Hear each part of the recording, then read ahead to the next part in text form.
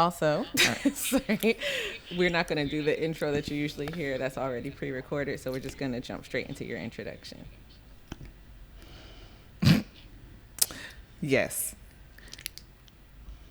Today we have Dr. Karina Liles with us, and I'm so excited that we finally made this work because this has been like months in the making for us to get her on the show. Really years, honestly. Right. So let's just go ahead and go through her intro and we'll talk about how we got connected. So Dr. Liles is from Bennettsville, South Carolina, and she is currently the director of the Social Technologies and Robotics Lab, or the STAR Lab. In 2017, she joined the Department of Mathematics and Computing at Claflin University, and that's where she is today. But before she got there, she did a bachelor's in science in computer science from Spelman, her master's in education and educational technology, master's of engineering, computer science and engineering, and her PhD in computer science and engineering at the University of South Carolina.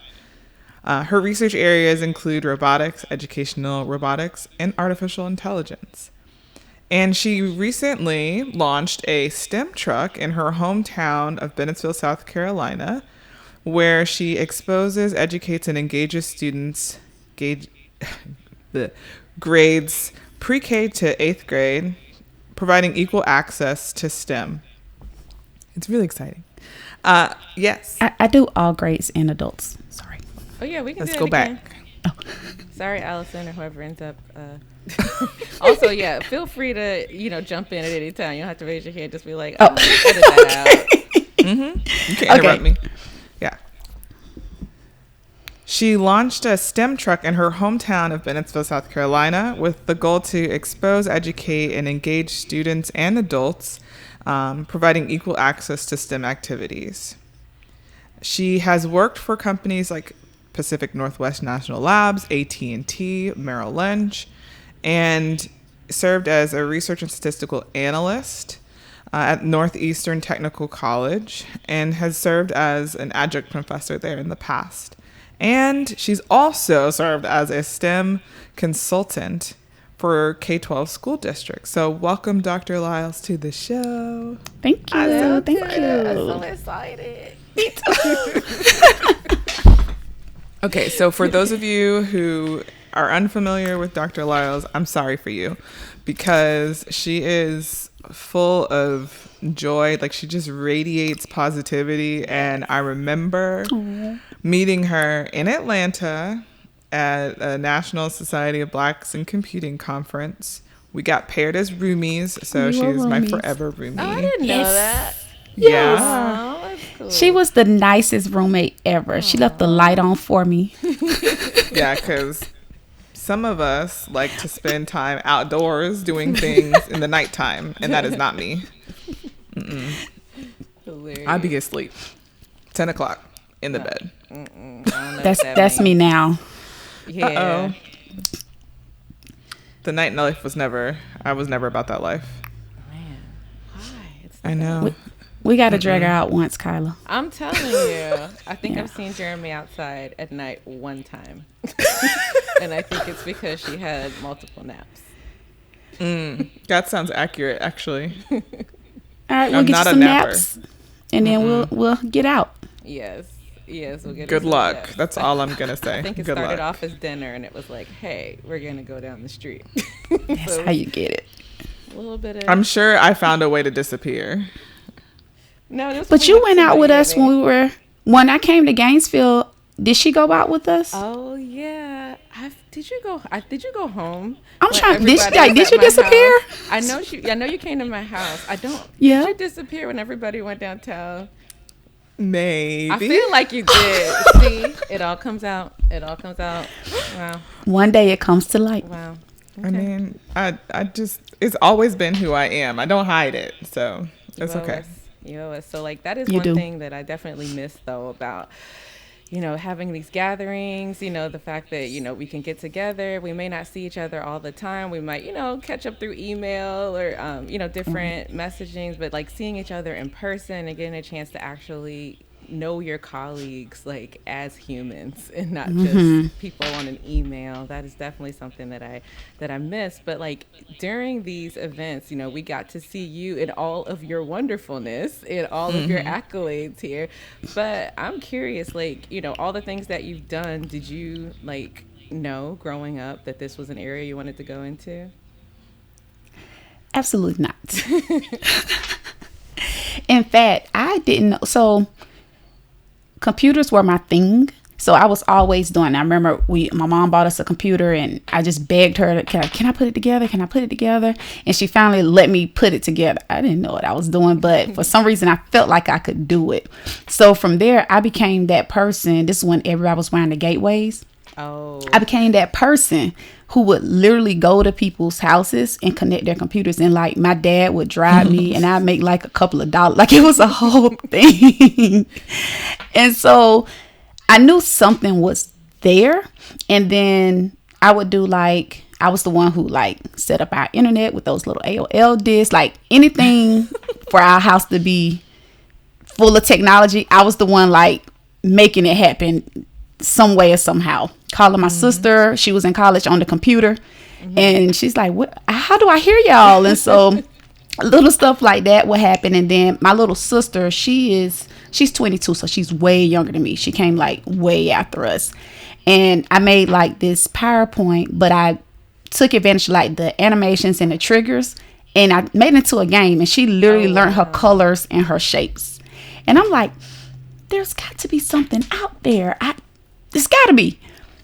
And I remember my mom had a cousin and he actually saw it in me, but he threw me like this thick textbook and was like, "Oh, you should read this. You'll be making money in years." I'm like, I'm not reading a textbook. Like, how old were you when he gave you this textbook? I was in high school. Like I was like 9th, 10th grade. No.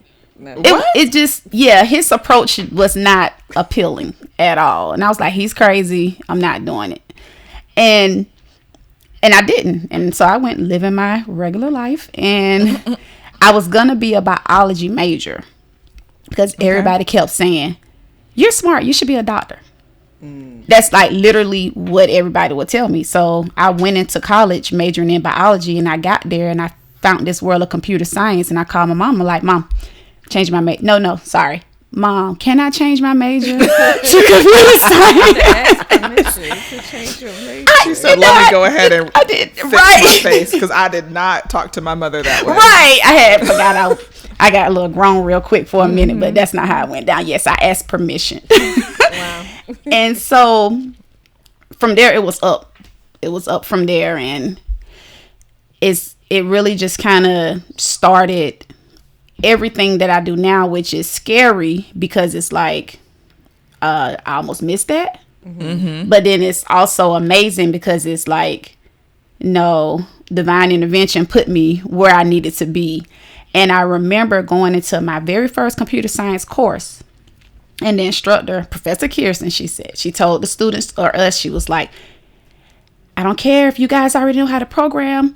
You're gonna learn. We're going through the textbook. We're gonna learn more than just coding. You got to know more."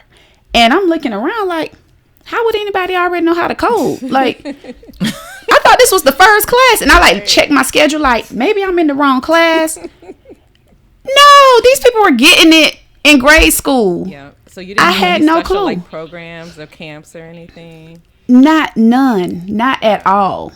Wow. Not never. No, that's how Wow. I felt too. I was like, oh, so y'all just know this, and what am I here for? Right. Then I'm like, man, I would have been a beast had I known. Oh my gosh. I still So go back and think that I'm like, if I had this in the 9th grade or even the 7th grade, like it would have been crazy.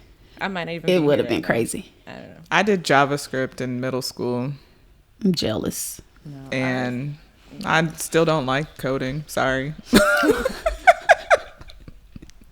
Well, there's a pendulum. Everybody has a preference, right? That's not my preference. So here we are. But the That's why I fact get to that talk to y'all and not have to do the work.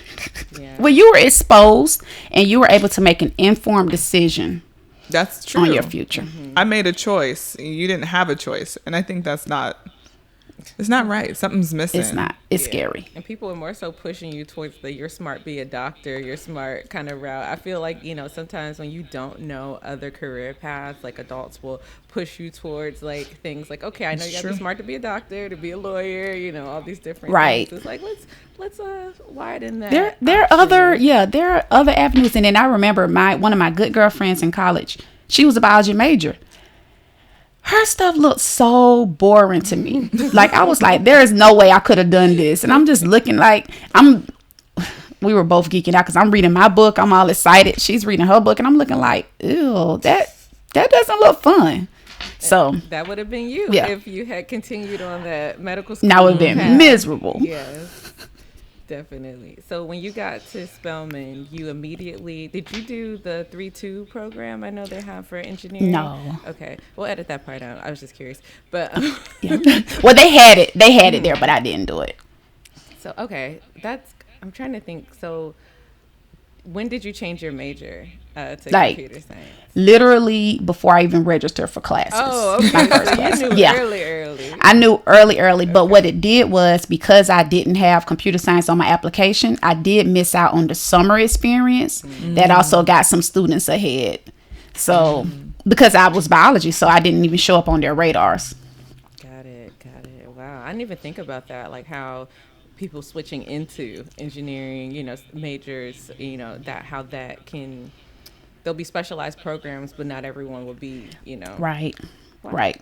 I didn't even think about that. Okay. So when you got to Spelman and did computer science, you said, all right, I know I'm going to be a grad student one day. So like what led you to want to do research and go to grad That definitely is not how it went.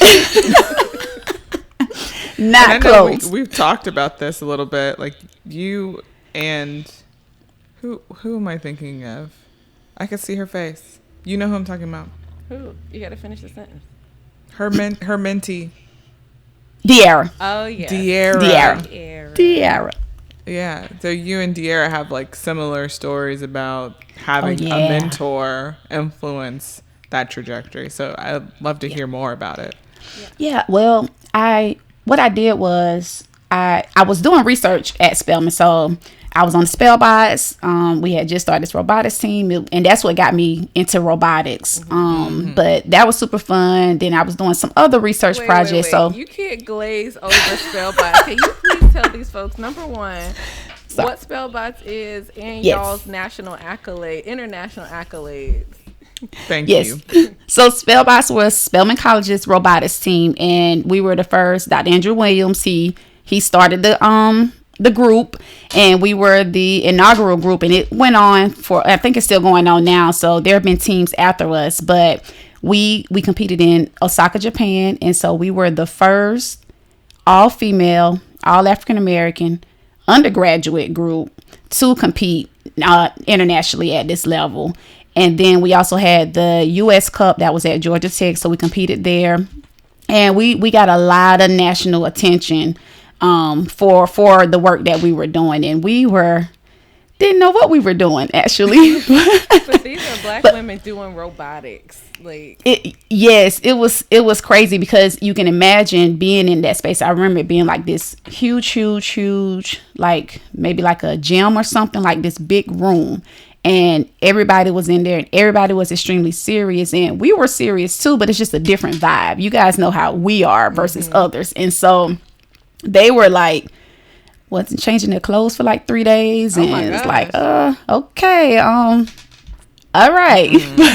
So it was intense. And so, but everybody was really nice because we were in the RoboCup, and the big goal of it was, I mean, although it was a competition, it still was collaborative. So we were there to learn from each other. So that was really nice. I actually also was a referee. So they had to have so many people from each team to referee the game. And the robots, your lighting has to be good. Everything has to be perfect or you can't have these changes in between once you calibrate. And so I remember in the middle of competition, I missed to knock the lights off during the game. Oh, no. I think I kicked like a power strip or something. It was crazy. No. I was like, my bad. It's okay. So it was quick. Yeah, I recovered. But that was definitely an experience. I remember my family, because we were in Atlanta, My family's in Bennettsville, so it's about 4.5 hours, 5 hours away. So They literally.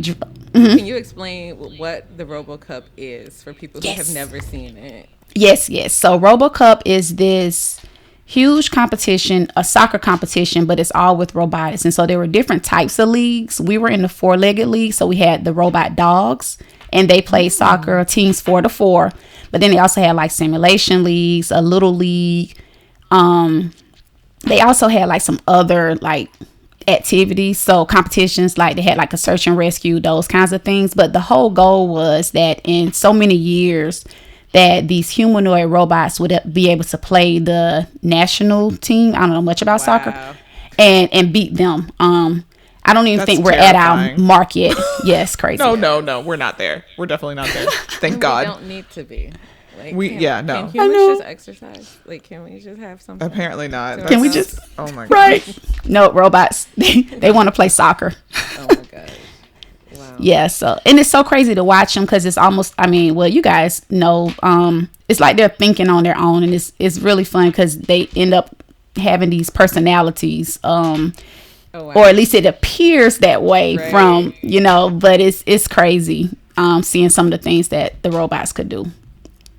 That is cool. Let's yeah, we're gonna do a 15-minute segment here. That was good. I forgot you were on Spellbots. I'm like, oh yeah, girl, tell that story. I almost forgot. I guess it's all coming out now.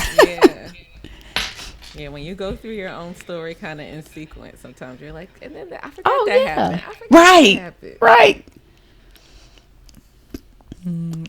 Okay, we got to do the first segment alive.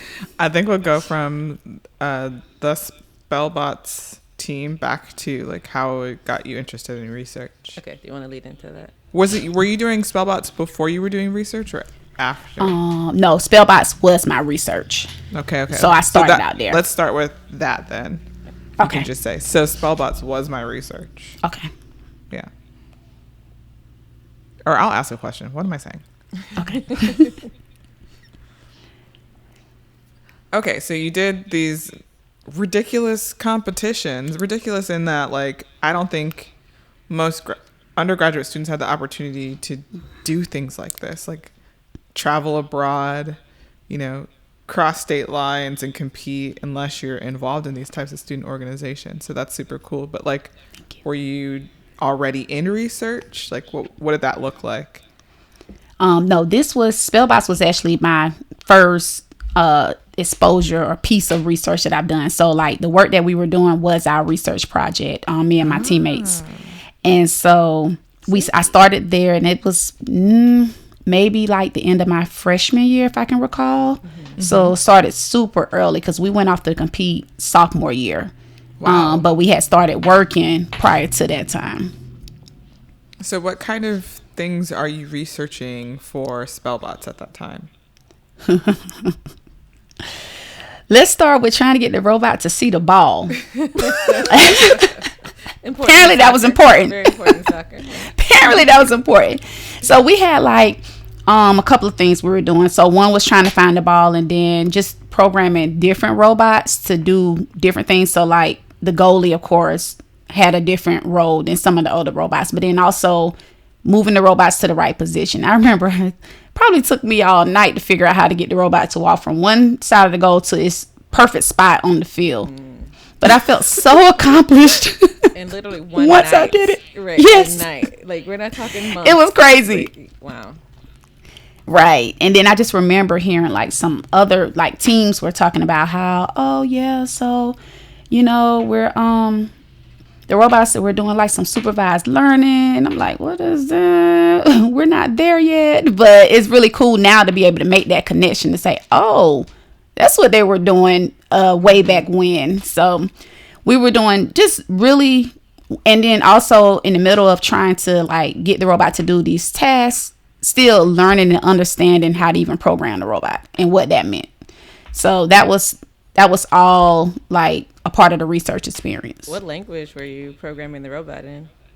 Do you remember? That was a long time ago. She's like, I don't know. But was it like a language you had learned in class, or was it something you needed to like learn specifically for this research project? It was specifically for the research. Well, see, I don't. That's a good. I have no idea. Like, I do remember we had some framework. I mean, this was like ages. years ago. We'll call it years ago because we don't need to age you in the podcast. But yeah, I completely understand not remembering anything. Like, I was having a conversation the other day with someone about like calculus. I teach freshmen. So they're talking to me about calculus and like some integration formula they were using. It's like, do you remember like Laplace transformation or something like that? I'm like, I don't know. Right. Not at all. I remembered it long enough for the test. That's what I remembered. And to pass exactly. Mm-hmm. Anyways, I definitely think it's cool that you had like, it's like this practical experience, but also like you're learning skills that are transferable. Yeah, definitely. And it's sneaky because it's like, hey, we're going to give you this fun trip, this fun activity. Oh, by the way, you're doing research. You got to do, exactly. So is there like a report that you're working on? Like, do you present stuff? We did do a technical report. Okay. We did do it. We did one. I do remember that. And then I remember I would go to different conferences to present, and like literally I didn't have to find my conferences. I'd get an email like, oh, you're going to, like, I remember there was a conference in like the day before my birthday, and I get this email in August, and they're like, oh, you're going to Puerto Rico to present at this conference and come pick up your check for your per diem. And I'm like, okay. That's why I'm spending my birthday. Was this something that Dr. Williams had like orchestrated for you all, or? No, it was just different. It was throughout the department, really. Mm-hmm. But because I was working on that was always what I presented on. Mm-hmm. That's amazing. Karina, wait, hold on. Karina, can you turn your gain down just a little bit? Yes. Like a teach. How about that? A scotch. I was too far. Oh. Testing. Okay. There we go. Yeah. Better? Okay. Yeah, I think that's fine. Yeah, I'm gonna talk loud too. That may be part of it. Well, you're excited. So like we want to make sure that we get your audio right when you are excited. Okay. Just in case. Which is be excited. We want you to be excited. Okay. Definitely. Oh, yeah, and they have like a little, I don't know if you can see the back of it, but like it'll turn like orange or red or something if it gets too high. Oh, that circle around. Yes, okay. The circle around green. the one. Okay, yeah. Got it. What circle? Green means go. I need that in life. Everybody tells me I'm too loud. This needs to be one of the bloopers. We gotta keep I need that in life. I know someone in my household who needs it, but I'm I not know gonna say somebody who. in your household too. Mm-hmm. Y'all be nice to the loud talkers, please. we struggle. This is a problem. We struggle. We don't hear it. See, that is facts. No, yeah. I'm the opposite. My voice doesn't get loud, but like, when I try to talk loud, I'll start coughing. It's like my voice has this natural like low. Like my dad's voice is also kind of soft, so I'm like, just genetics. You can't go above, right? Yeah. I have a natural clipping where I'm like, they're like, oh, talk over this group. I can't. Like my voice not happening. Everybody. I can. I was gonna say I don't have that. I don't have that problem. Training. You need some training. That's all. Yeah. You'll get it. I'm gonna get a vocal coach. Yeah. Yeah. Or a microphone does it too. So I need an everyday mic, one of those megaphone. Ones. You need a. Mm-hmm. Oh no, yeah, she does not. I do. She does not. I do. All right, where did we leave off? She's talking about research. Yes. So research. How you got all these different, hey, come to Puerto Rico on your birthday, please, and let us pay for it. All right, so we can continue there. Okay, so and that just pretty much carried me through my matriculation at Spelman in terms of research. And I did some other projects as well. So I got into some bioinformatics. That was pretty exciting and kind of opened me up to some like medical applications to computer science. But we got a lot of attention also with the college because our president, Dr. Tatum at the time, this was one of her fundraising now approaches. So like we were on a Christmas card and we were featured in Ebony magazine and we were on CNN and it just it was a really, really, really fun time, really nice time. And all we did was took the robot to her and had it dance. Aww. And she was hooked. Sold. Yes. Robot, go dance for money. Let me stop that. Right. Well, when you think about it. Kyla. That's where AI Anyways. is going. I didn't think about it like That's that. where AI is going with these humanoids. I'm just saying. No, it's not. You heard it here first. Okay. I've seen some. Anyways. So. Okay. You did your research, and did somebody just like bring up the prospect of getting a PhD or a master's degree to you at some point? Like, were you in programs that exposed you to graduate school? Or did you just decide, I'm going to be Dr. Liles and I got to follow this path to get there? Okay, no. Not quite. I don't know if I'm pretty sure someone did, because I remember Dr. Lawrence was always helping me with like so what I was like, oh, I'm a Virgo. So I need to cover all my bases. I need to prepare for graduate school and for the workforce, because I don't know what I want to do. So I was like doing both at the same time in terms of preparation. I remember talking to Dr. Lawrence about it. And then some of the other students, like, some people who had already, I must have been a junior, because I remember seniors kind of telling me like what they were going to do and different things. And so I had these options or these ideas of what I wanted to do. But then ultimately I decided I want to make money. And so I went into the workforce. But once I graduated, and so I was applying for jobs. So you did internships and you did research to kind of prepare you for both options? No. Strangely, no, because really my summers were dedicated to my research. Okay. Okay. So any internship opportunities that were presented to me, I turned them down because I was already obligated.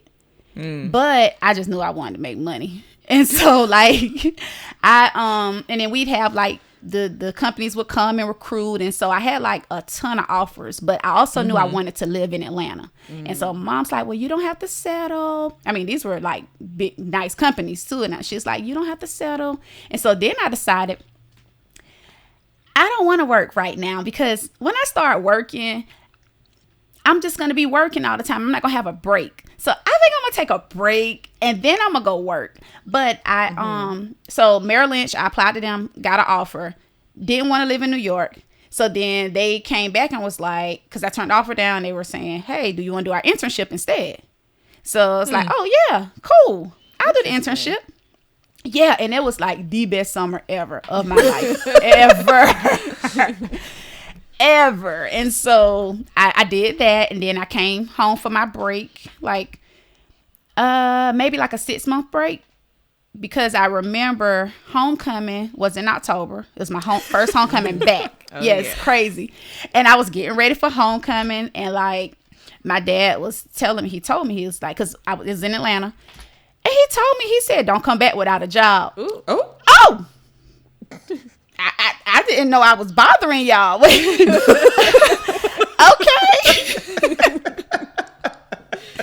I mean, he straight up told me, like, so I just started applying, like, because I stayed in Atlanta for maybe about 2 weeks. I stayed with my cousin. We were hanging. And so I just started applying to jobs, and I applied for AT&T. And so it's almost like the timing was right, because I probably would have missed that window had I not been forced out the house. I don't know. Like, man. And then I started working at AT&T. I didn't start there, though, until January. What were you doing at AT&T? I'm curious, like, with these roles. You're like, oh, yeah, I just casually had a tech role at this company. Like, there are people who want to be where you are right now. Like, you know, what were you doing in these positions? It's crazy, because I thought I was going to be programming. Like, I thought I was just going to be a developer. And then I get into AT&T, and because at Merrill Lynch I was on the back end, so I did a lot of developing there, but it was an internship, so it was kind of catered to. There were other things that we did that kind of made a nice balance, so it didn't just feel like development. Then I get to AT&T. Well, most of their developers were contractors; they outsourced that work, so I was more so in project management, which I was like, oh. I like this. I like this even better. And the team that I was on, I didn't manage a project. I managed projects. And so I worked with the project managers, the testers, anybody who was involved to make sure all the projects deployed as they they should have. So it was totally different than what I expected, but then I still appreciated my computer science background because then I was able to have these conversations. Right. One thing I did do, is there like a statute of limitations where if I say something now, I'm gonna be okay? We can look it up and you can tell us, hey, take that one part out. That part got to go. Right. But I remember building this script. So when my time at AT&T, we used Excel heavily. Like I literally would track my projects green, red, yellow in Excel spreadsheets. They've since done better. But it actually helped me learn Excel. So now I'm like this Excel guru because I didn't know it was so powerful. But oh my gosh, it's crazy. But I would have to calculate the contract hours versus employee hours on projects. And so there was this long spreadsheet. I mean, we're talking thousands of lines. It literally doing it manually took like a day. Oh my gosh. It was a lot. And so, yeah, I did it maybe once, maybe twice. And after that, I wrote a script. I was like, this is crazy. Like, because it's still, it's the same stuff. It's just, I wrote a script. Script does it in what? A couple of seconds. Right. And I'm done for the week. And yes. And because it's sad because they would give it to me to do.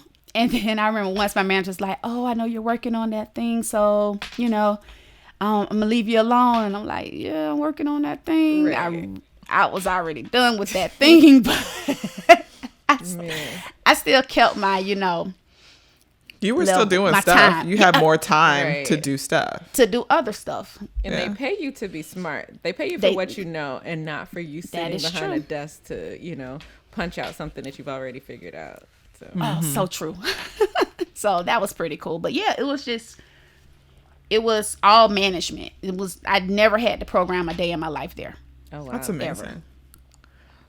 Okay, so then what? Then I got bored. I was like, because but you were making money, right? I was making. Oh my gosh, I was making money. I was living in Midtown Atlanta. Oh, you was doing it. Oh man, it was crazy. And then like the apartment that I stayed in, it was brand new, and so like all the neighbors, we do like wine. The apartment would host wine and cheese on Fridays. Wow. Sometimes we have brunch, and so I got to know my neighbors, and we literally all became like this gang, and we would do everything together. It was really really nice. That's cool. I get off of work, put on a bathing suit, go to the pool because we're all at the pool because somebody's grilling. Like it was crazy. It was crazy. Friday night, if it's raining, she was living the life, y'all. That's what she's trying to tell y'all. She was living it was amazing. A life.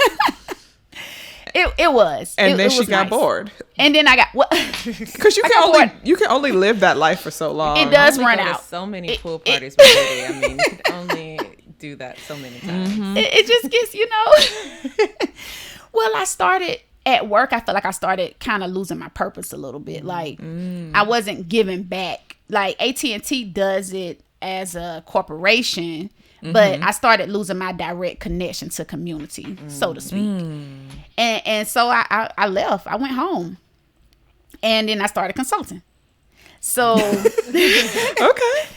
Yeah, it was crazy, but it was so meaningful to me because now we're talking rural South Carolina. I never was exposed to computer science. So imagine the exposure that these students are having or not having. But everybody wanted to do STEM. STEM was a buzzword now. And robotics was fun and new. And so I was able to go into these schools. I would train their faculty and staff. I build up programs. And I was able to just really just do stuff that was fun to me, but let everybody else experience it. That's amazing. And I was able to charge what I wanted to charge. Hey, that's the good part. Still making money. Yes. Yeah. Still making it. Trying to keep up with as much as I spent. Trying. All right. But yeah, take a quick because I think we're right at 15. Okay. This is fun. Good. Yay. You get to talk about yourself. Exactly. I know. Who wants to hear about me? Everybody. So when this is an interview question. Did you live at the 12 when you were in Midtown? No. I stayed at It was called Heights Armor. Okay. No, I believe 12 was in Atlantic Station. Oh, okay. Yeah, Is that I not think they considered did. Midtown? Or? Yeah, that's Midtown. Okay. That's Midtown. And I'm pretty sure it was probably way above my, Yeah, that's one of my favorite places to go. That and Ponce City Yeah, Market it when is I'm in nice. Atlanta. Oh, yeah. I went on the roof. Carnival. So nice. They had a roof carnival? Yes, they added a whole That sounds carnival amazing. setup on the roof. Oh, yeah. Okay, yeah. I like the, it's a big slide and there's this other, yeah, I Like an did adult that. size kids Yeah. slide. It's amazing. Yeah, It was cold. That was I fun. gotta I did. go back though when it's warm. when it's warm so you can really enjoy it. I was there like right before Thanksgiving. Oh, yeah. Okay, I don't know what you were about to say, but I want to make sure that we don't lose whatever you were about to say. Do you remember? Got bored charging her own money for consulting. I think that was it. Okay.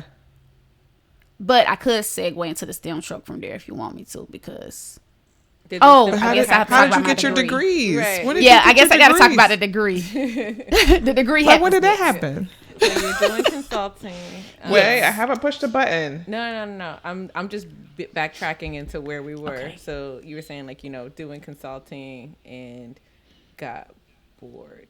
I think that's what it. No, I got bored at No. AT&T. Sorry, bored and at then AT&T. yeah. Did consulting, but then you still ended up in academia. So I think you were trying to arc that way. But yeah, we'll just Okay, we'll just- that works. I got it.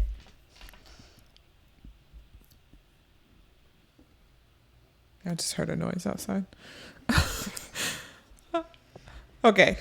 So, how did you know that consulting was even an option? Like, how did you even come up with this idea?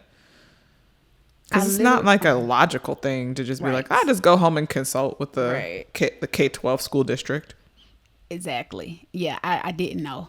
I remember I was one of the principals at the time, Dr. Gwen Cole. She just had all these things she wanted to do, and she's like, because she knew my background, and so she was just asking me, could I do it? And then it was more of a, I know you live in Atlanta, and I'm like, no, I'm home. And so it just kind of happened, and it worked out. It worked out for me, but it worked out for her because I was able to do it full time versus part time, because she just had stuff she wanted. She knew she wanted her students to be able to do, and then she allowed me to just shape what that was. And y'all, I remember one day I was, teachers, we as faculty, you already have what you want, what you need to do. You're already focused, so don't Yep. give me anything else new. Well, I was the something new, and I Right. would have to have these trainings, and so this woman didn't come to my training.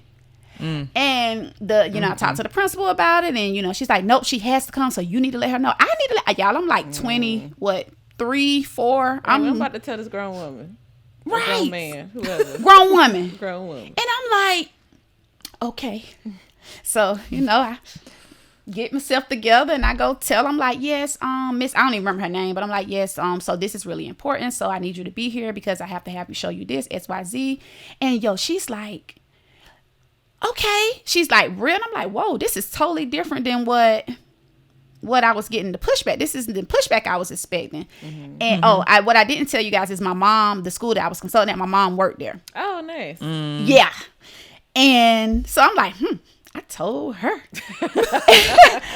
And I turn around and my mom's just standing there like looking real mean at the lady, like, You better. I was right. Like it was a straight up Mufasa Simba moment. And I was like, oh, right. So I didn't do it. Right. She was the big roar, and I was just thought I was doing something. And yeah. But the lady came to training. So Hey, something worked got out. And that was the goal. That was the outcome goal. you needed. So I'm curious, like, what kinds of plans did you, or what kind of programs did you like put together? Ooh, it was so cool. So like, One thing I did, we did robotics. So we ordered the eyeball is what I used when I did the spell bots. They didn't have the eyeballs anymore. They were discontinued, but there was this robot doll called Janebo that was like a successor. And so we ordered one of those. Like I was just ordering stuff that I was familiar with. So we ordered the robot dog, and then we let it like visit the classrooms with the students, because one of the biggest things was exposure, right? And then just have the robot greet you by name blew everybody's mind. Wow. Yes. And then I also was interested in video games. And so I sidebar, in college I made a video game for my brother because he played football, but he didn't like my game because he said it like a Nintendo, but you know, back then that was Xbox and all the other things was out. So my little 2D graphics just didn't wasn't nice enough. It wasn't nice enough, but I thought my game was real cool. It was like really dope. But anywho, I was interested in game development. So we brought the video games, since we bought these huge TVs, and then it was nice. The video games became, the students would play the games, but then there were STEM activities that went along with it. So I mean, simple stuff, looking at the scores, doing stats on the math, on the numbers, on the scores, on different things. And so it just really was a way to like get kids to do stuff that they enjoy doing, but then also see how to apply that to some educational component of something. And I was doing like literally stuff like that. We did we had a robotics team. And so yes, and this was my main school, but then ultimately I did start saying, I'm a consultant. And then I started going to all these other schools, and I was traveling all across South Carolina. I even went into North Carolina. When I tell you I was hustling, I would drive 2 hours and come right back around and go somewhere else. And I was grinding. Like I was grinding. Yeah, you were.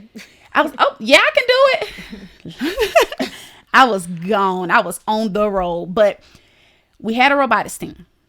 And what was super amazing, these students, they weren't the best performing students, not all of them, but it wasn't because they weren't capable, but the way the traditional classroom setting just wasn't accommodating. And I had this little boy, y'all, he was my top, we did Lego League, first Lego League. He was my top person. He was like he ran the show. Wow. He knew how to put the robots together. He knew how to do everything. Young black boy. He was so bad. But when I tell you I had zero discipline problems. Zero discipline problems when they were with me. Because he was doing something he was interested in. Exactly. Y'all, he mooned the class. Not my class. Right. He knew how to act in your class. Right. But he like pulled his pants down and Wow. And we had a competition that Saturday, and I'm like, Dr. Cole, I need him. No. I know this is serious, but you don't understand. Like, I need him. You cannot suspend him. So then I'm like, well, what were they doing in the classroom where he wasn't engaged? And I was trying to flip it, but it's true because I literally needed him at that competition. And I don't know how she worked it out because he did come, but I like begged her. But how do you that's a serious offense. Like, you know, I think it's something to talk about too, because we don't do a good job at like capturing students' attentions in spaces where they're not happy. Like, exactly. Yeah, we have to follow this prescribed curriculum. We have to do these things, but sometimes the outcomes that we get aren't that they are learning. It's that they're rebelling. Yep. And it sounds like he was rebelling in the other classrooms. That is so true. Yeah, it is sad. And because then you see all this potential that never gets noticed because it just doesn't, because now they're punished, they're suspended, they're this, they don't have these programs that kind of tailor to their strengths, and And say sometimes use it as a punishment to say you can't go to the special program Exactly. because you acted up. Because you right. And it's like, hey, this is something that, they're actually engaged in. And I don't know, for me, I was bad because I was talking because I was like, I'm bored. I've done the work. Oh, man, But, I was a talker. Yeah, I'm saying, but same kind of disciplinary kind of thing. Yeah. But his outlet was, I'm just going to move to class because this is not what else? I engaging need me. some entertainment. That is true. Yep. And yeah, and it's not, and then even with like the students who were on, I think they're called IEPs, but like the students, they like, I would go to other counties. I didn't know these students. And I remember I had a teacher, she's like, oh my gosh, is that such and such? And he's explaining it and he's doing it. I was like, yeah, like they all are. And she's like, you don't understand. This student, receives these special services. Like this student, I'm shocked. And I think it was really nice too for me to come inside as an outsider because I was unbiased. I didn't know what students were capable of, so I expected all of them to do. And they really, every student excelled because they loved it, they enjoyed it. And you held them to a higher standard. Yeah. Yep. Yeah, and that says something too about being quick to label students who have disciplinary problems as That is true. putting them kind of in these boxes of what they can and can't do. Yep. Man, I remember being at ISS. I was a talker. Oh wait, in school suspension. I forgot. I was like, I know yeah, that acronym. Yeah. And I feel like in school fear suspension. in my heart because I just heard it. I'm like, I feel like I'm in trouble, but I can't. It was trouble. Oh, yes. I was in trouble, Oh, yes. and I was helping the teacher, or whoever watched us. She was trying to do something, maybe make some flyers or something. So, and she was just doing it wrong. So I had to like. I was like, this is not it. So I started helping her because, yeah. It's like, I'm bored. I'm just going to do your job. Yeah, let me just do your job. It'll work out for both of us. Yeah, I think I've said that too on here. Like my teacher would have me turn in my work and then grade everybody's work. Like whatever. Yeah. Like, I'm in second grade grading everybody else's spelling. I believe it. Like, yep. Because you knew. Yeah, she was like, I need you to do something. Like, because I was bothering her. Like, You're doing too much. and I would Not take bothering papers her. home to grade. You had a job. second to like I want to say maybe fifth grade. Like I would be taking papers home to grade. I'd be talking to my best friend on the phone like, so Kelly, I got your reading right here. I love it. I'm like, I know you're good for it. You know your words. I know you got it. I love That all is of this. hilarious. I think it's wonderful. So were That's you still hilarious. like living with your parents or did you find like somewhere else to live? Because your dad sounded question. like he wasn't excited about you being in his house. Right. Which is weird. Like if y'all met my dad, y'all be like, that does not match at all. Same Like, about mine. That's Mine your too. daughter. Right. Like, Right. excuse me. But no, I did stay with them for a while. No. I probably stayed with them in transition, but then I moved. So I was renting a house. And the funny thing about it, which was home She in said she was Bennettsville. making money. Mm-hmm. Money I was moves. able to go out on my own, y'all. But it's funny because I would come home and my mom would just be in my bed watching TV. My house. Like, I live So- here. This is my Right. It was crazy. But it's also funny because I remember I actually had I had appendicitis at one point, and I remember just being so sick. And I was like, I'm staying home. Like I stayed home. Like I know I need to be here. And so I did that. But then I went back to graduate school. No, before that. So when I did the master education, I did that to bridge the gap between what I knew as a computer scientist and the education piece because I was so heavily involved in consulting. So that's why I did that program. But I was able to work and do it because it was an online program. So it was easy to manage. But then, cool. yeah, it was really, really easy to manage. When I went to graduation, I remember thinking, I want to go back to my roots. Like, I'm not fulfilled. Like, I almost felt like my degree wasn't hard enough. Oh wow. Yeah, it was kind of crazy because I didn't really want to admit it, but I was like, I think I can do a little bit more. Like, I can be a little bit more challenged. And so, because I learned a lot in that program, and it's crazy how I almost forget I have that degree, but it shows up in like the work that I do now. Right. or just any work. So I did learn, but I feel like I was feeling like a sellout. So yeah, so I went back to grad school, and they had this program. It was like you could do it online, but you had to like stream your lectures. It was, oh gosh, it was horrible for me. It did not work out. So I moved back home because I was working. That's when I started working at Northeastern Technical College. Somewhere in between that phase, but I couldn't work full time and go to graduate school. The graduate director, I call up there, and he's like, yeah, no, you can't do that. And so, which now I see why. So I moved back home, and I'm like, oh, I gotta quit my job. So I'm gonna come home, and I'm gonna take these classes. And I ended up still working that job part time because they asked me to stay on. So I did that, but it was manageable. But school was hard. It was horrible. And I remember trying to take my exams, and mom's like, we can't help you. Like, I don't know this stuff. I cannot help you with it. And I felt so alone and so disconnected. And so I moved to campus. I went to campus that next fall because this was in the spring, and I moved that fall. And then I started not really again. I just kept going, I guess. But it changed like everything. It's community. It made it. Yeah. Well, yeah. We'll talk about that later. I couldn't imagine trying to get any sort of graduate degree in computer science online. I don't know how people do it. But I don't know talk to people. We need to sit down. We need to look at the same piece of paper.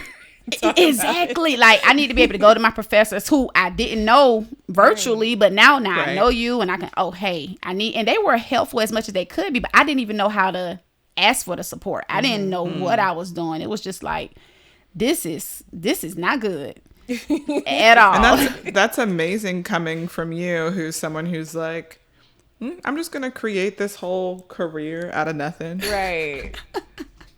Listen, I was drowning. I was struggling, like, to the point where I called the advisor, graduate director. He was like he was really instrumental in a lot of like getting me through. And I was like, I'm not doing good. I need to withdraw from these classes. I'll come back in the fall, and then we can start over. He's like, no. I was taking 2 classes. It was like, focus on this class, and he was teaching the other. He's like, I'll give you an incomplete, and then that way you can just focus. And that really, because he was like, if you don't have to have the W's, let's not do it. Let's just go ahead. And so yeah, and then I ended up making an A in that first class, and then I think he ended up giving me a B, but I think I should have got an A. But yeah, whatever. I'll take my B. Right.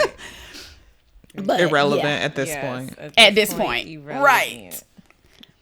So, and I got all my work into him later after the fact, and he allowed me to do it. And then I was good after that.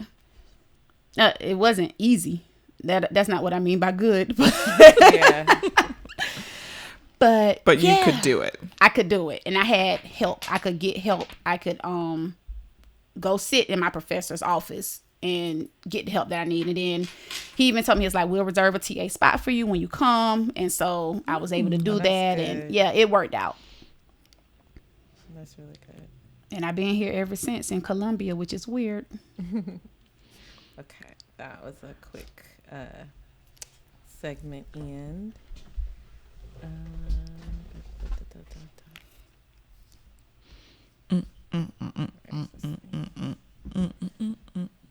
Got to talk about your research and your PhD program. Yeah. And then, like, anything else that, like, you want to share? We didn't hear about the truck. Yeah, I wanted to say, like, I think that could be really quick, and then we could just talk about where you are now, what you're doing now. Okay. And that's it. We'll just wrap up. Hold on one second. Oh, gosh. My ring is saying somebody's at the door, but I don't want to move this. And I don't know where my phone is, so we're going to pretend like that's not happening. Okay. Yeah, who cares? Okay, so you did, obviously, since you did your PhD, that means some point you transitioned from taking all these courses to, I'm going to do research. So what was that like? What did you research?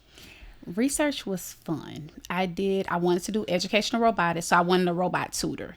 And I was working with an advisor, and he, Dr. O'Kane, he he did robotics, but what I wanted to do didn't quite align with what was happening in his lab, but he was still willing to assist me as he could. But then Janae Beer came on as new faculty, and she was doing the human factors, psychology, engineering, and so it just was a perfect match. And so I reached out to her when she came, and then I joined her lab, and it just went really, really, really well. So she got me the robot we got the actually one of those now. She got me a now, and that's what I use for my research. And I remember when it came in, I was like, "Can I take it home?" And she's like, "Yeah, sure."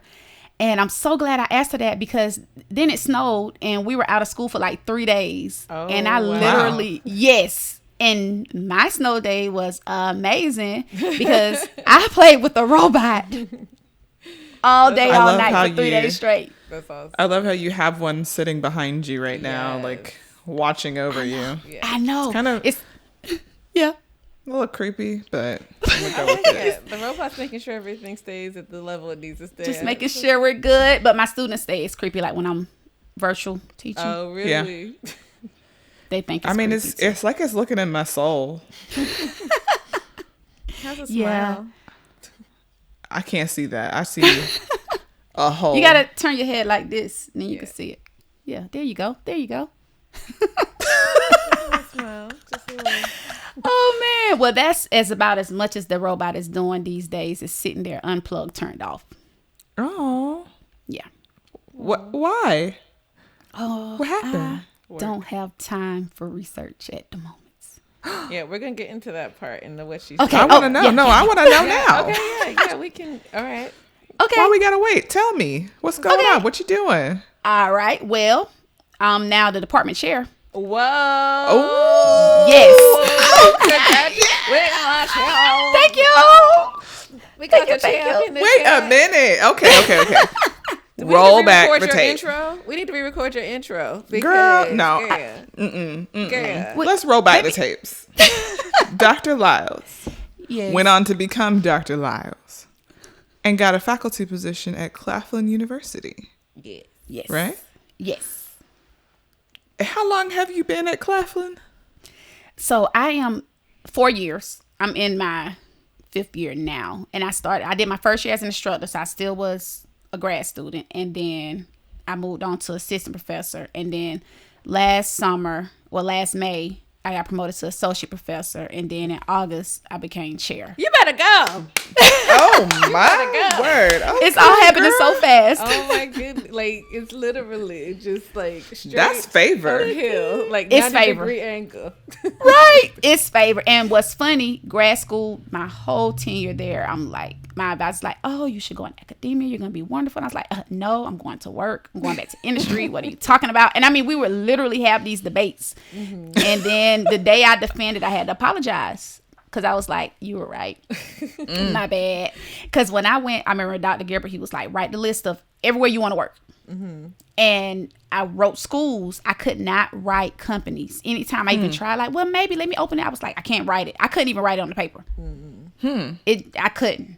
And so, yeah, so I never knew fully that I was going into academia until very late in my graduate school career. Now I knew I wanted to do STEM truck stuff. Didn't know it was going to be STEM truck. Thought it was going to be a school. Let's talk about the STEM truck. Okay. You were doing STEM truck-esque stuff already, driving around the state. So so the consultant kind of guided what the STEM truck is today, because the idea of the STEM truck is that we bring your resources, we bring the personnel, we literally bring everything you need. And as a consultant, I would have to tell the principals, oh, I need you to buy X, Y, Z. So it's just almost another barrier.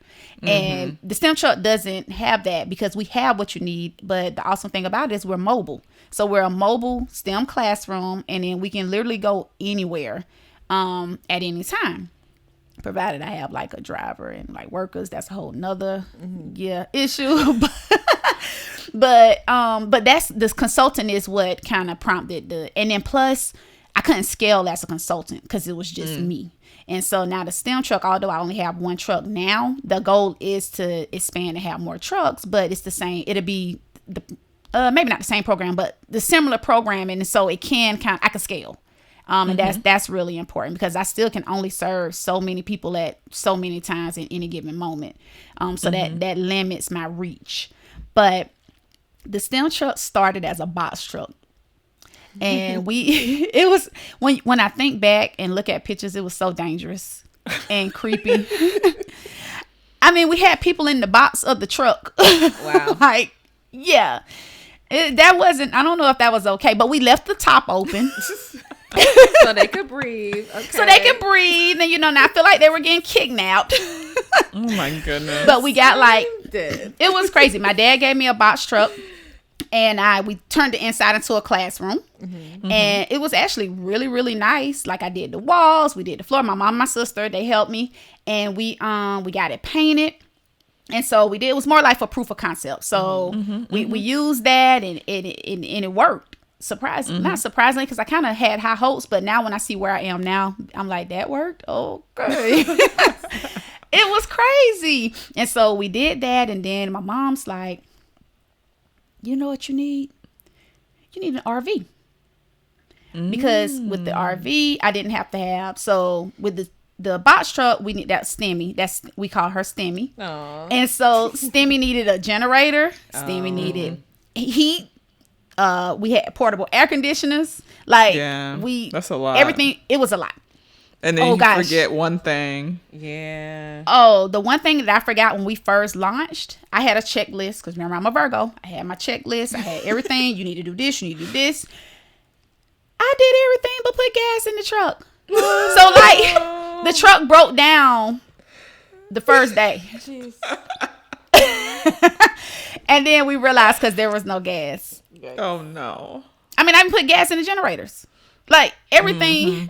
I had everything, but the one important thing was the gas for the truck. It's okay. It was crazy. So fast forward, I was like, okay, I love that idea. Sounds good. And I went and got an RV. And COVID, I actually did it, 2020, summer 2020. COVID kind of allowed me to be home and work on it because I was able to I was working from home. So it allowed me to put a halt on STEM truck operations because everything was closing, right? You couldn't be around people. And so I bought an RV and didn't know anything about buying RVs. And I did some research and then I called my girlfriend up. I was like, girl, let's go I need to go shop for RVs. Can you come with me? But I don't want to tell people what I'm doing because, people are like, what are you doing? What you trying to do? And it's just, people get in your business too much. And so I was like, let's just tell them we want to do some glamping and we're just going to, because I knew I wanted to gut it. So I needed those answers. Can I gut it? Is it? So we're like, we just want to glamp. And so we had this whole storyline and we went around and we went shopping and she took the story, it just was gone with, I'm like, And so I didn't get an RV in Columbia. It wasn't really, I didn't find a bargain, but what it did was help me to kind of see the different types. People were really helpful with answering our questions. So then I went back online and had a more informed search of what I was looking for. Then one day I called my mom, I was like, we need to go to the beach. We got to hit all these spots and search for RVs. So we did that and we looked and we didn't really find anything. And so then I actually found a place in McBee, found the perfect RV because I didn't want it. I didn't need it brand new. I didn't want it too old, but I didn't need it brand new. So that kind of helped me with money. And then I gutted it. And now I have STEMI 2.0. And it's crazy. That sounds so fun. It's fun and it's a headache. So I would love to rip apart an RV. That's totally a thing I would do. You would like that part. I would like to instruct people to rip it apart in the way that I would. No, Kyla would like to enjoy it after it's been ripped apart. I would design the insides. I would. You want to point and shoot? I'm not doing the labor because. So I had to do the labor because I tried to find and I saved my money. I was like, all right, I got a goal. I got a plan. This is my money. This is what I'm using for the STEM truck. So I was ready to pay contractors. I was ready to pay whoever to just do it. I couldn't find help. Oh, wow. Right. I had scheduled meetings with people. They wouldn't show up. I had one man came, he did something and then left. And I mean, he didn't even tell me he left. He just left. Yeah. And never came back. And so I was like, you know what? I can either sit here and just sit here or I can go out. And I just went And I started, well, okay, first, let me rewind. Before I gutted it, I told my dad he can have it for a month. Because he was like, you need to let me keep it. I was like, you got a month. He wanted to keep all it. Your fun. Have all your fun. And y'all, we would go. So I'm from Bennettsville. We don't really have restaurants, so we have to go out to go. We would drive the RV. It was so ghetto. We drive the RV to the restaurants. The whole family would load up. It was actually fun. And I remember one time. It was Karina. Okay. Anyways. That sounds like fun to me. It was fun, but I did one day I had to go because I needed measurements. And he was like, I'm about to leave in a minute. The restaurant's going to close. So I'm like, well, I got to go because I got to get these measurements. So I literally was forced to go because I needed to take measurements so I can do what I bought the thing for. It was crazy. It was crazy. It was crazy. So I eventually gutted it. But in the process of doing all this, you got grant money to fund some of the work that you're doing. Do you have sponsors? Well, yes and no. So I literally did everything out of pocket. Wow. Everything out of pocket. And I made it work. And so I had this vision and I gutted it myself. So I literally went in and just started unscrewing stuff, and whatever fell apart, it fell apart. And it literally was easier than I thought. And I was like, oh, I'm glad I didn't pay anybody for this because they would have charged me an arm and a leg, and I did it myself. And then so I did a lot of the work myself. In fact, I still have a room that's not done. One day I'm gonna get back there. I don't know when, but anywho, so no, I paid for everything myself. Then I started, so what I would do is charge for the service, and then that's how I could use the money to put it back into the truck and do some things. Now, Boeing, South Carolina, they do give me a donation yearly. Oh, nice. Because of the work that I'm doing. So they're excited about it. And so they've started helping some. And then there's another organization that just, in fact, it's kind of crazy because I got to do the invoice before I can get the donation, but she just reached out and said, I need to, they're going to give me a donation. They want but support. Yeah, but I'm like, I'm HR, I'm PR, I'm the manager. So you're an entrepreneur. Oh my gosh. Yeah. So I'm going to get company. to that. But I started doing these virtual escape rooms. And in the wake of COVID, they were one amazing. of your students was telling me, one of the Generation Next students was like, my mentor does these virtual escape rooms. I'm like, we might do. I put the dots together. Okay. Yes, it was me because and they would run them, like they would host them for me virtually all through Zoom, and I would build them, and I had a lot of fun actually building them, but they took off way faster than I thought it would. It was just something to do to provide programming in the midst of COVID. And they're still like, well, we're still in COVID too, but I'm still doing my virtual escape rooms because people really enjoyed them. That's really awesome. So cool. Yeah. So you're doing it all as department chair, faculty member, entrepreneur, all the things. Yes. And you stay community sane. builder. That I don't know about that last part. I'm working on trying to stay sane, but woo! But the nice thing about it, a lot of it there's a synergy in all the work that I do, so it does mesh well. But sometimes it's a lot, and so I'm trying to make sure I build in my breaks and just build in my me time to help me try to stay sane because but like there's attention that the sound truck needs right now that it's not getting because I just can't. And I didn't mention that I launched a smart home at Claflin. Girl. Oh, wow. Yes. Which is fun. And it's going to start me back doing research somewhat. I'll just be kind of overseeing, but not directly involved. But that's pretty cool. So I got this dictionary right here. And I was looking up doing the most. And I saw your picture. Your picture is right here before the definition. It is right here. I know. I just, and it's crazy because I don't know how. But that's amazing. Like all these things are like fun things that, like you said, have like a synergy. So they are all related, and they're not these like kind of disparate things where it's like, what am I doing today? What's happening? But no, all of these are exciting. But I can definitely tell, like, it's like, all right, it's tiring today. I'm tired of this. Yes. Yes. And I have to be careful that it doesn't take a toll on my health, because stress and all that weighs in. And I remember thinking, oh, I'm not stressed. I handle it well. You know, I just, you know, it rolls off and I'm good. My body was like, yeah, no, you're stressed. Oh, wow. You're not good.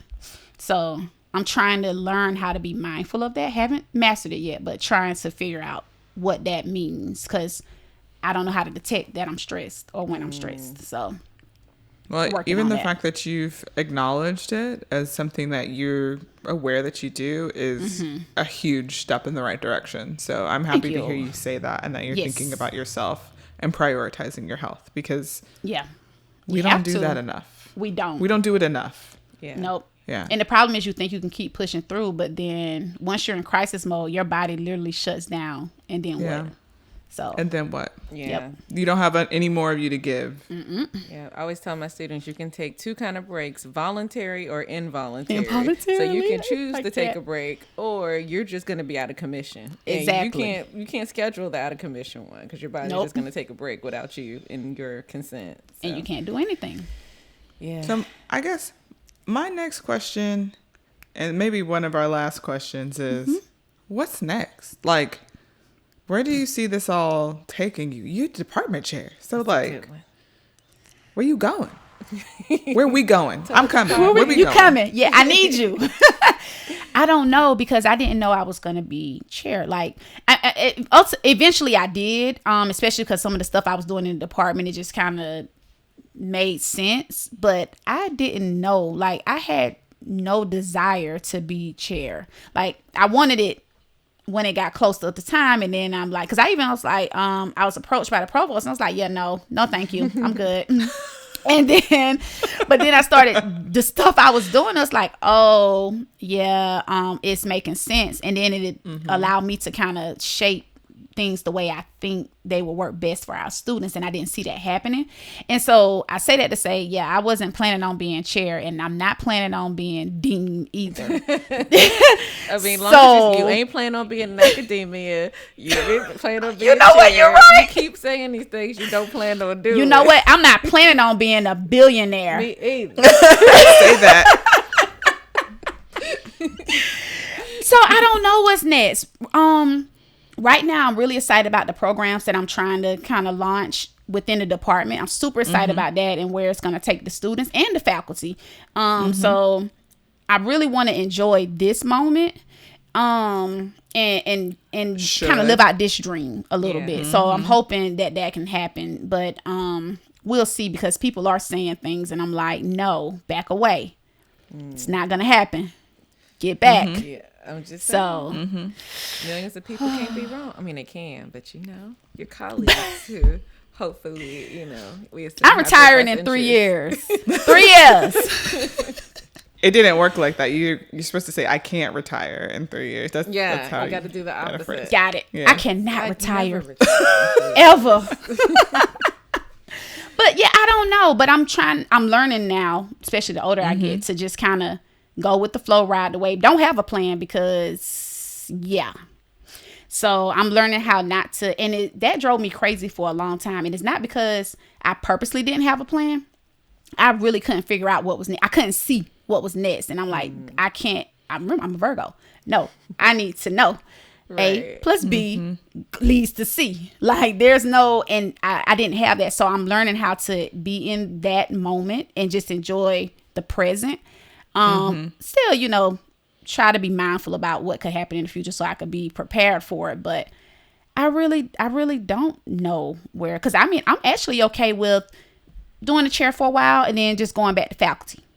Because I would get a lot of time back. Yeah, you would. Yes, you would. Are you enjoying not teaching as chair, or do you teach? So I teach. I had a reduced load. Okay. But it was hard. It was very, very hard to manage being chair and trying to keep my classes. Kind of took a back burner, actually. Luckily I had great students who were independent enough / smart enough to kind of carry the course a little bit. But they did take it because I couldn't figure out how to manage both. It was hard. So I think I'm kind of getting away from teaching, even though I really did love teaching. But I'm not sad that I'm kind of moving away because I'm finding other ways to reach the students, and I'm able to be creative about that. So I'm excited. You're about still where that's making going. an impact. Yeah, definitely. Exactly. And now huge a little impact. broader. Yeah. So Yeah. I like that. Yeah. So yeah, we'll So, see. if people want to connect with you, how do we tell them to do that? Where can we find you on the internets? I was about to make a bad joke, but I like bad jokes. I was trying to say find me on OnlyFans. But I was just playing. I was just playing. She said she about her money. So it's on brand. It is on brand. Ciao. Okay, I'm kidding. Bad joke. No. I am on Instagram at Dr. K Liles. And then I'm on Facebook as Karina Liles. But then the STEM Truck is on Facebook at STEM Truck and also on Instagram at STEM Truck. And the students apparently have some other cooler social media things. So maybe one day I will too. But yeah. Cool. We will put all of these linked in the webpage for the episode so people can go through and just, be able to click through all your stuff. Yes. This was fun. Yes, definitely. This was so fun. Thank you for taking time out of your day to Thank meet with us. you. After all this time, I'm so glad we got your story. I'm so glad. Yes. I'm so honored. And I'm happy to see your face because it's been way been too too long. long. It's been way too long. Yeah. I gotta get to you guys. I gotta come Yes, you visit. do. Come because down. Because Yeah. y'all have I think there's 3. Is it 3 or 4 Yep. Claflin? Four Claflin actually. Students Yep, and I want to here. send some more. Hopefully this May. In the So coming year. yeah, Yeah, yeah. we have a scholarship program for PhD students, and I think we have a few students. Since we're still recording, I won't say their names, but we have a few students who are, who are there, and I'm gonna just stop it. Yeah, just stop it. Okay. We're gonna go to archery, learning how to shoot bows and arrows, and tomorrow actually. Oh, that's freaking But, cool. Yeah, we're trying to get them some community and just teaching them about, all those unwritten things with grad school that you don't learn. And yeah, I can tell they got some that's personalities. awesome. It's a Patriel. Who else? Let me look at this list. I think her last name's Stapleton. Patriel. She's not. Oh, no. Patriel's from, she just hangs out with them. Hold on. Oh, Let me they look got at this one. friends. They got friends. They got friends. Yeah, I've heard they're doing really well. I talk to Juan every day. Yeah. So yeah, they're doing really well. That's good. I'm so happy. Yeah, they'll buzz me every night. And then Elena, I should be meeting with her next week because she'll be in town. So Is Shayna Murphy also? no, Okay, not Jasmine McKenzie, Elena Smith, London Thompson, Yep. and Trey Jeter. Okay. I don't think we have Trey. Okay, those are mine. Yeah, Aw. London, Elena. I That's thought so we had one more cool. because I remember watching someone else's video. Yeah. Oh, Oh yeah, me too. I just said that. Where's my garage band? Not yet. Oh yeah, I stopped the video.